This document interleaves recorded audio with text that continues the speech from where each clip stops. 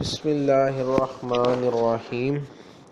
بخاری و مسلم میں بنی اسرائیل کے ایک قاتل کا واقعہ نقل کیا گیا ہے۔ حضور اکرم صلی اللہ علیہ وآلہ وسلم نے اللہ کے ہاں توبہ کی قبولیت سے متعلق صحابہ اکرام رضی اللہ تعالیٰ عنہ کے سامنے بنی اسرائیل کے ایک قاتل کا نہایت ہی خوبصورت اور ایمان افروز واقعہ بیان فرمایا کہ بنی اسرائیل میں ایک شخص چوری، ڈکیتی اور قتل میں بہت مشہور تھا اور نہایت ہی معمولی سی بات پر قتل کر دیتا تھا۔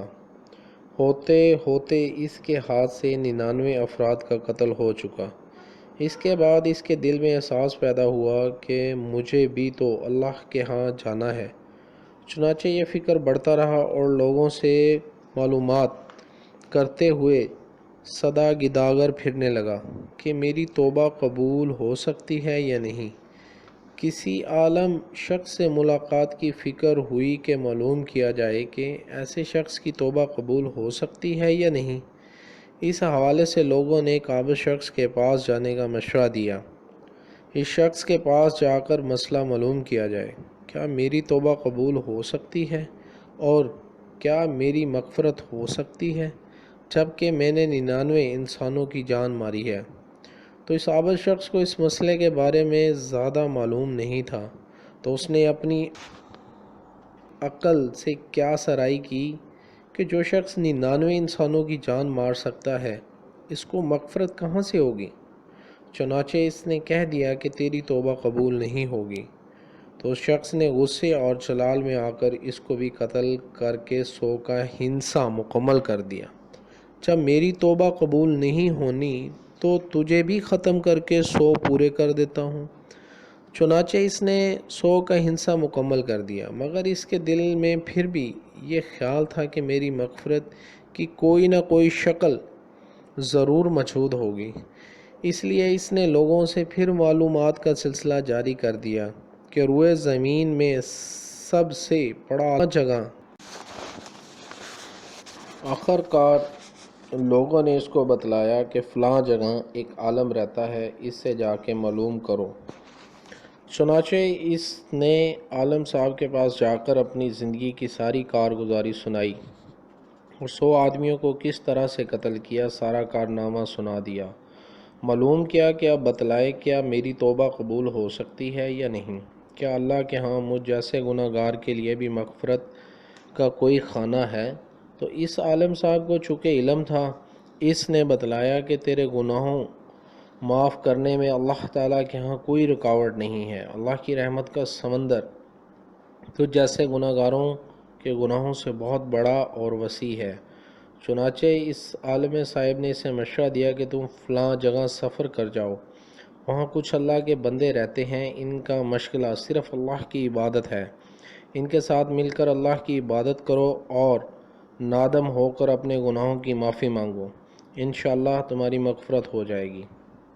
جب اس شخص نے آدھا سفر طے کر لیا تو ملک الموت آ گئے۔ اب اس کی روح لے جانے کا مسئلہ کھڑا ہوا۔ آسمانوں سے رحمت کے فرشتے بھی آئے اور عذاب کے بھی۔ رحمت کے فرشتے کہنے لگے اس کی روح لے جانے کا حق ہم کو ہے، اس لیے یہ سچے دل سے تائب ہو کر عبادت کے لیے جا رہا ہے۔ عذاب کے فرشتے کہنے لگے اس کی روح لے جانے کا حق ہم کو ہے، اس لیے کہ اس شخص نے کبھی کوئی نیکی کا کام ہی نہیں کیا۔ اسی دوران آسمانوں سے ایک فرشتہ آیا۔ بعض روایات سے معلوم ہوتا ہے کہ یہ آنے والا فرشتہ حضرت جبرائیل علیہ السلام تھے۔ چنانچہ اس فرشتے نے تشریف لا کر ان دونوں کی طرح کے فرشتوں کے درمیان یہ فیصلہ کیا کہ دونوں طرف کی مسافت ناپ کر دیکھ لو، جہاں سے آ رہا ہے اس کی مسافت قریب ہے یا جہاں سے جا رہا ہے وہاں کی مسافت، لہٰذا جہاں کی مسافت قریب ہو اس شخص کو وہاں والوں میں شمار کر دیا جائے۔ چنانچہ دونوں طرف کی زمین ناپ کر دیکھی گئی تو جہاں جا رہا تھا وہاں کی مسافت جہاں سے آ رہا تھا اس کے مقابلے میں صرف 1 بلشت قریب ہے۔ چنانچہ فیصلہ ہوا مقامی مسیت سے مقام عبادت صرف 1 بلشت قریب ہے، اس لیے رحمت کے فرشتوں کو اس کو لے جانے کا حق حاصل ہوا۔ چنانچہ اللہ تعالیٰ کی طرف سے اس کی مغفرت کا اعلان ہو گیا ہے۔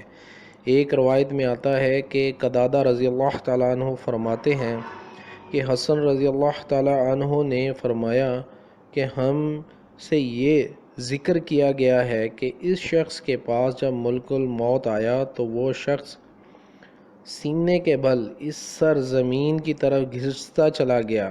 حدیث قدسی میں آتا ہے کہ میں اپنے بندے کے ساتھ اس کے گمان کے مطابق ہوتا ہوں، اور وہ جہاں بھی یاد کرے میں اس کے ساتھ ہوں۔